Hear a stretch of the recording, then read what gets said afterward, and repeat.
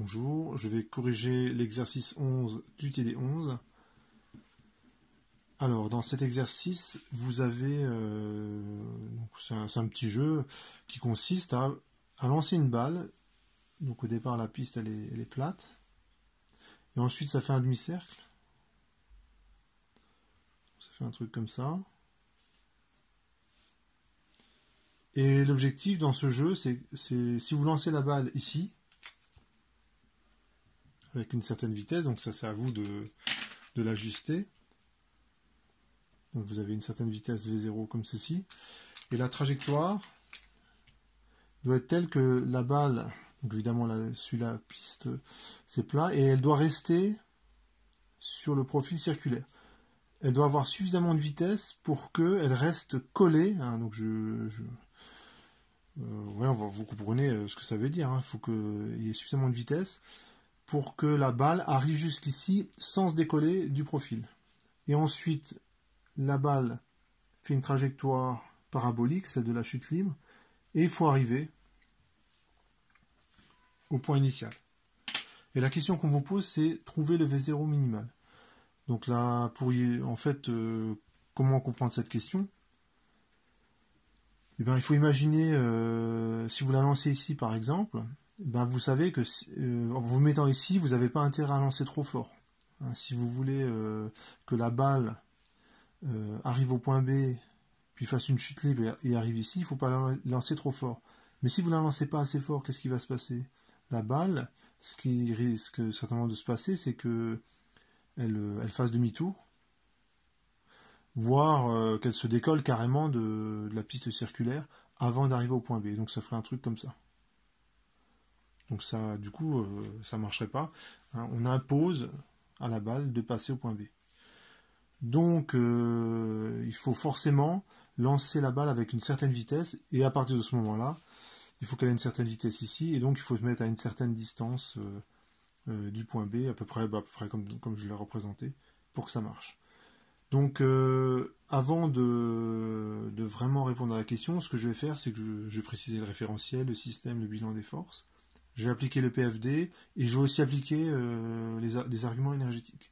Donc on dit autrement, j'écris tout ce que je peux écrire, tout ce que je connais en équation de la mécanique.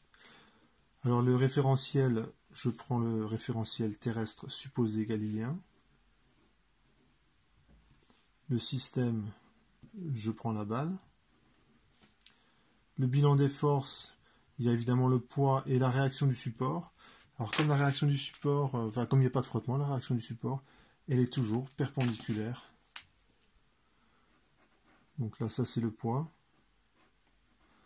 qui est comme ceci. Et la réaction du support,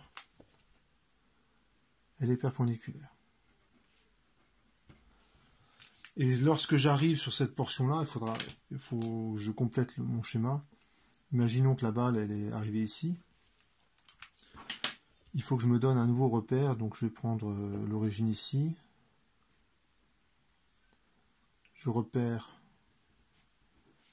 me donne un axe des X ici, un axe des Y comme ceci. Donc je fais les coordonnées cylindriques. Hein. Ici j'ai E de R. Et ici j'ai E de θ.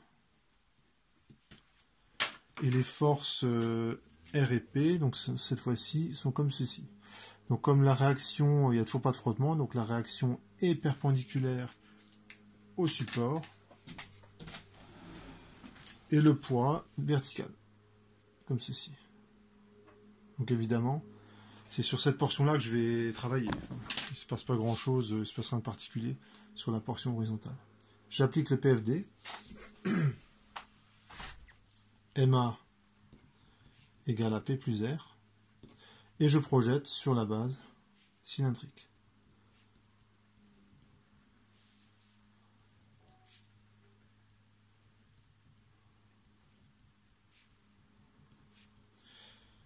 Donc de tous les termes que j'ai écrits, il y en a plein qui vont s'enlever, hein, puisque R secondé va être nul, R point va être nul, Z secondé est nul, donc il va rester peu de termes heureusement. Je projette maintenant le poids. Alors je regarde mon schéma, le poids est plutôt suivant E de R, Et quand θ est petit, le poids il est quasiment confondu avec E de R. Donc j'ai mg cos θ suivant E de R. Suivant Eθ, je vois que j'ai un signe moins, hein, puisque le poids il part plutôt dans le sens opposé de Eθ, et je vois que la projection est plutôt petite. Hein, si je prends plus je diminue θ, plus la projection du poids suivant l'axe qui est ici, suivant Eθ, est petite. 0 suivant E de Z. Et pour la réaction du support, je sais qu'il n'y a pas de composante suivant Eθ, donc pas de composante orthoradiale, et pas de composante suivant Z. Et la condition de contact, c'est celle-ci. R de R, donc c'est... alors je me rends compte que au niveau de mes notations, j'ai appelé R la réaction du support. Donc je vais modifier un peu mes notations. Je l'appelle réaction normale. Pour pas confondre avec le rayon du cercle ici. Donc c'est la réaction normale suivant petit r. Voilà. Bon, ça ne change pas grand chose. Ça doit être négatif. Et ça veut dire que la balle, elle est en contact avec la paroi. Dès que ce truc-là s'annule, la balle, elle se décolle de la paroi et en fait, on a une chute libre à partir de ce moment-là. Donc, le critère qu'on va écrire, c'est que R de N est supérieur ou égal à 0. On peut mettre un égal à 0. Au pire des cas, lorsqu'on arrive en B. Je vais également écrire un argument énergétique. Je peux faire les simplifications. Alors, l'argument énergétique, je vais écrire l'énergie mécanique dans l'état initial. Donc c'est l'énergie cinétique, et je vais choisir l'origine de l'énergie potentielle au point O. Je peux la choisir où je veux. En mécanique classique, les énergies potentielles sont définies à une constante près. Et la constante, elle est arbitraire, c'est vous qui décidez. Donc moi je décide que lorsque je suis à l'altitude du point O, l'énergie potentielle est nulle. Donc l'altitude initiale, c'est moins R.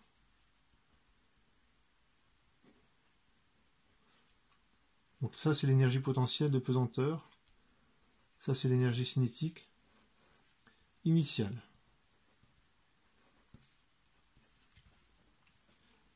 J'écris la même chose pour un état quelconque. Alors ça va donner quoi? 1/2 de M R carré θ point carré. Effectivement, lorsque je suis sur cette trajectoire circulaire, la vitesse est uniquement orthoradiale suivant le θ et vaut Rθ point. Donc son énergie cinétique, c'est 1/2 de M Rθ point au carré. Et l'énergie potentielle s'écrit comme ceci. L'axe des x, il est descendant. Donc l'énergie potentielle de pesanteur, c'est moins mgx.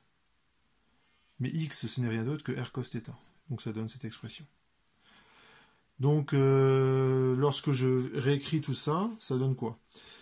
J'ai moins m grand R θ point carré, qui est égal à mg cos θ, plus ce que j'ai appelé la composante de la réaction normale suivant R. Ensuite, j'ai Rθ seconde.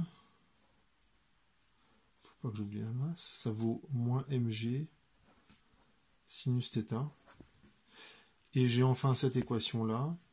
C'est 1/2 de mv0 carré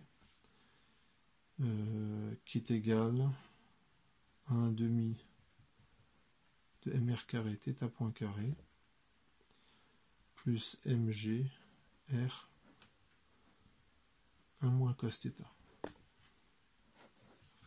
Voilà. Alors si vous la regardez bien, cette équation-là, en fait, celle-là,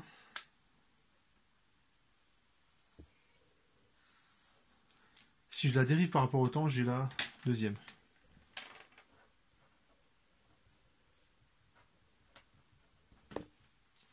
effectivement, le cosinus θ va devenir sinus θ. Sinus θ, θ point. Le θ point carré, ça donne θ point θ seconde. Et bien, quand vous regardez, c'est exactement l'équation qui est au-dessus. Et ici, c'est un grand R. Donc finalement, en vrai, j'ai deux équations. J'ai celle-ci, la première, et puis là, je prends la troisième. Puisque la deuxième n'est qu'une... il y a moins d'informations dans la deuxième équation que dans la première. Parce que quand j'intègre cette équation-là, je n'ai pas cette équation-là, je l'ai qu'à une constante additive près. Donc ici, au final, j'ai que deux équations. Appelons-la 1 et 2. Voilà, donc j'ai écrit tout ce que je pouvais écrire, donc il est temps de relire la question. Ce que je veux, c'est la vitesse minimale. Alors, je vais simplement écrire le critère, c'est je veux qu'arrivé en B,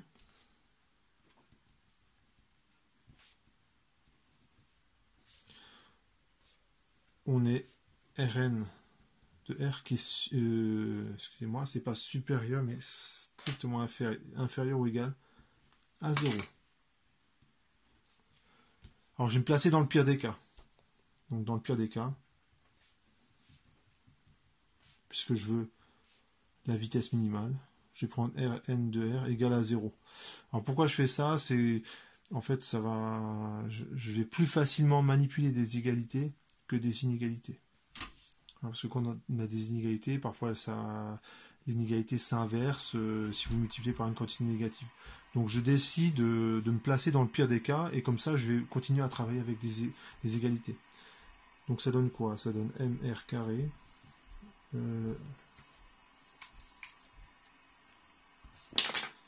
mr θ point carré, ça vaut mg cosinus θ, et que vaut θ en B?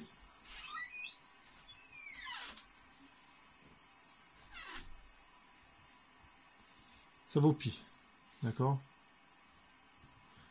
Cette équation, il faudra que je l'applique au point B.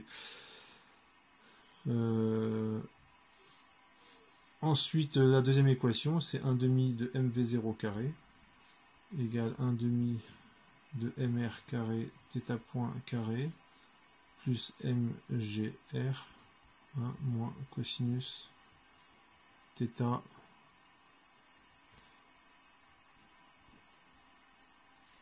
B. Et ici, c'est θ point au point B. Et je connais sa valeur, hein. θB, ça vaut pi.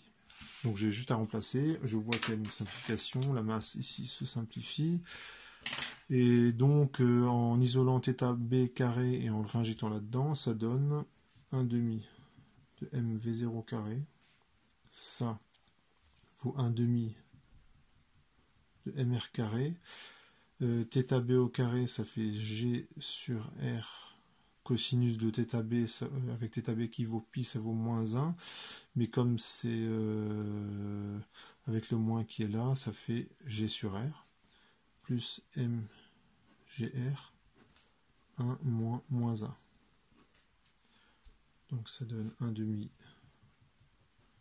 de mv0 carré égale 1 demi de mgr plus de mgr. Sauf erreur. Donc la masse se simplifie. Je peux multiplier par 2 et donc j'ai V0 qui vaut racine de 5gr.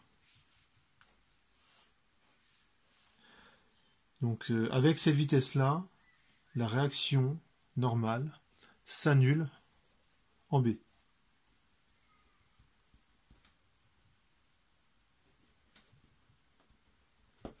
Donc en fait ce truc-là, c'est V0 min. Donc V0 doit être supérieur à racine de 5gr.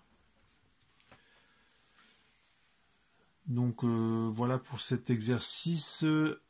Je regarde juste. En fait, j'ai une autre version de l'exercice qui est un petit peu plus compliquée, où on vous demande à quelle distance doit se placer le joueur pour rattraper la balle. Donc c'est ce que je vous expliquais au début. Bon, là, en fait, la question n'est pas posée, donc je m'arrête là. Voilà pour cet exercice.